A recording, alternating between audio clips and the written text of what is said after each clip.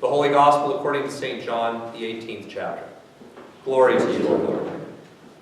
Then Pilate entered the headquarters again, summoned Jesus, and asked him, "Are you the king of the Jews?" Jesus answered, "Do you ask this on your own, or did others tell you about me?" Pilate replied, "I am not a Jew, am I? Your own nation and chief priests have handed you over to me.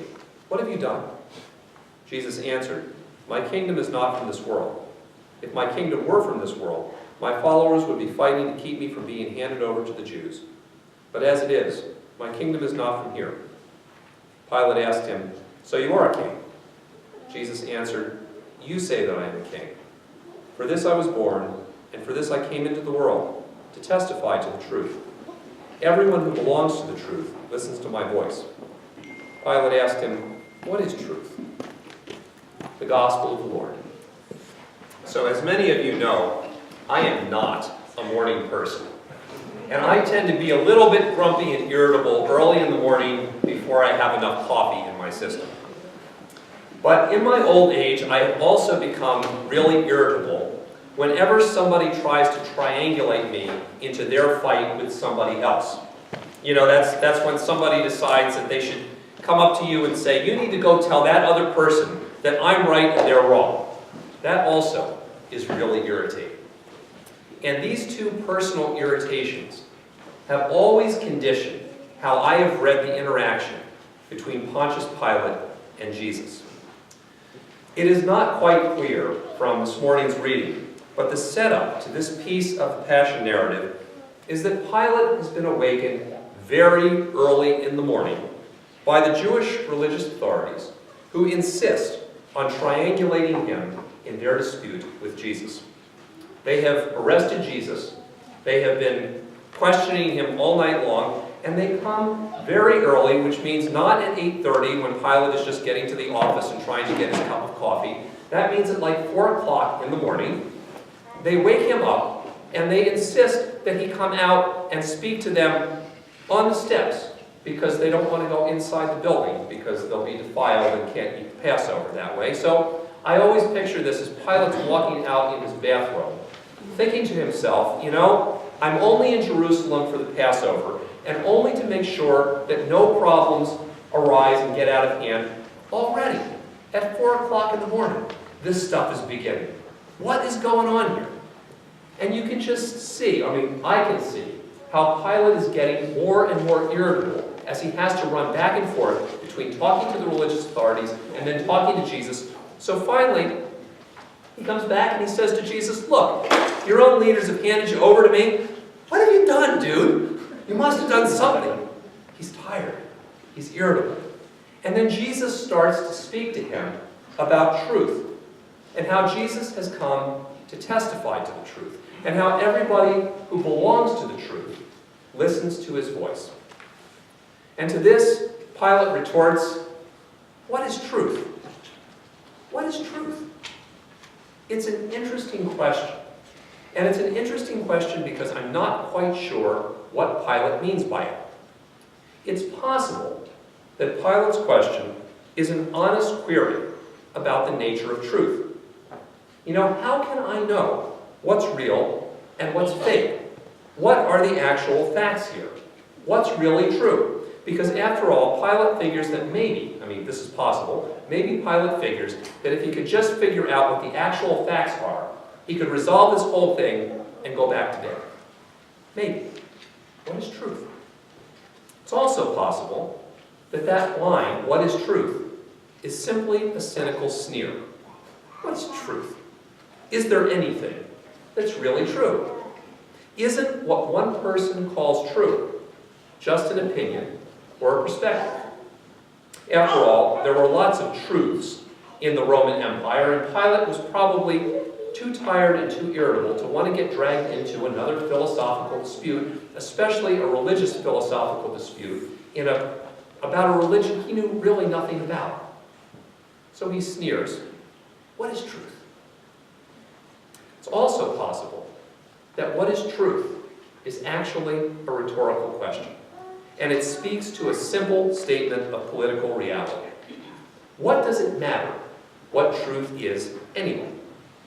Because the truth is that if it is necessary for Jesus to die in order for Pontius Pilate to make sure that no riots happen and everything is staying peaceful during the Passover, then that is what is going to happen.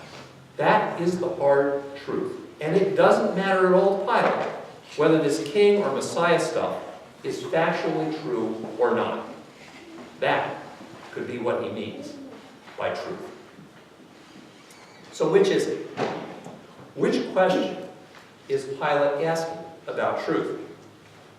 We might get some insight, but that's the last line of the conversation. After this, Pilate has to go back out and start talking to the religious leaders again. So either Jesus didn't answer the question, or Pilate didn't stick around long enough to hear what the answer was. And yet, still a good question for us to ponder. Truth is a subject of much debate in our world and in our lives these days too. And indeed, often when we wonder about truth, we too are asking, how can I know what's real? What's true? What's false? Because after all, truth is sometimes stranger than fiction. And lots of things that look true actually are fake. What's objectively true on our social media, in our news feeds, from our leaders? And how are we supposed to know? What's true? What is truth?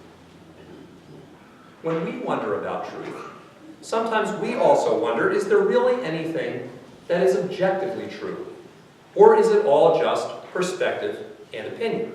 Are we just getting a spin on something and there is no actual reality to that other than your own personal or political opinion? We've just been through a midterm election in which my mailbox got bombarded, as I'm sure yours did too, with all kinds of mailers from various politicians, mostly to tell us how the other person was so horrible and evil. But there was one in particular where the two candidates could agree that there was a trial at some point in the past, and the one candidate said that person was trying to get away with illegal schemes. And the other candidate said, no, I was trying to defend myself against false accusations. So what's the truth? Which is it? Or is it just based on your own personal perspective and political opinion? What is truth? And sometimes for us too, when we think about truth, when we wonder about truth, we wonder too, does truth really actually matter in the world in which we live? Does the objective truth actually matter? Because after all, politicians of all sides have figured out that if people feel that something is true, they vote accordingly. And so it does not actually matter whether the facts back up that feeling or not, and we get pandered to in that way. Does truth, in fact, matter? What is that truth? These are all still questions that we ask about truth.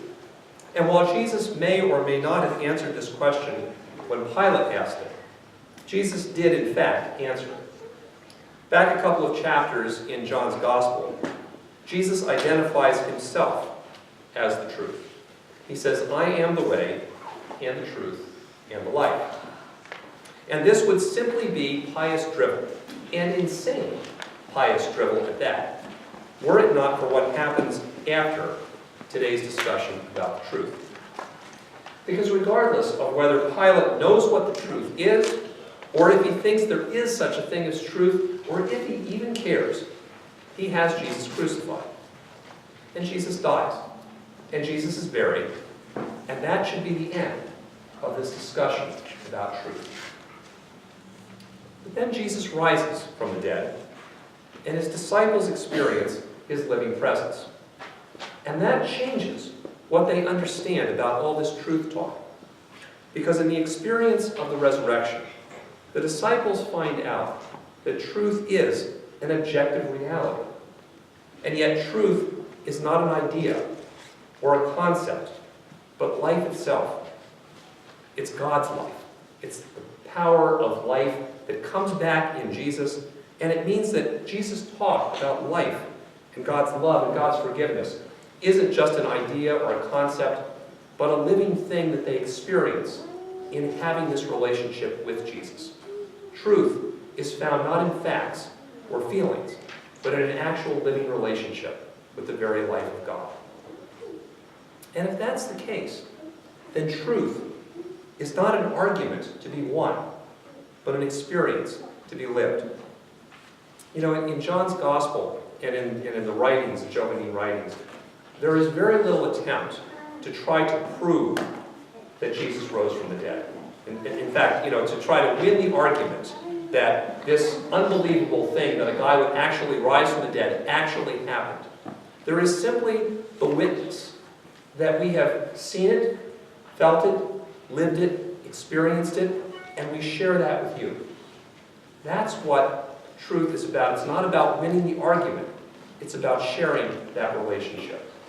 And that's what it means for Jesus' disciples to live into the truth, to actually live and share that relationship that they have come to have reborn in their lives through the resurrection.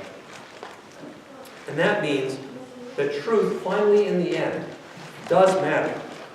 Because even when death stomps it out, God's life doesn't die. And it means that our lives, which come from God, have value and meaning, even if the world around us doesn't think so, or doesn't even think that anything has value or meaning.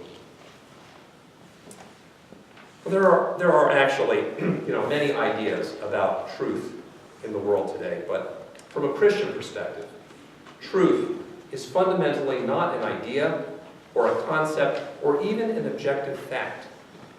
Instead, truth is found in a living relationship with the living God.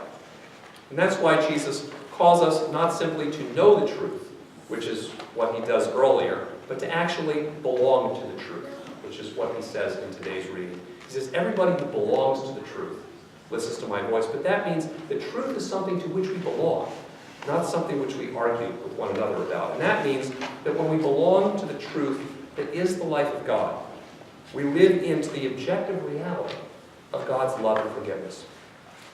When we belong to the truth, we get to share that experience of love and forgiveness without the need or the expectation that we're going to prove it to anybody.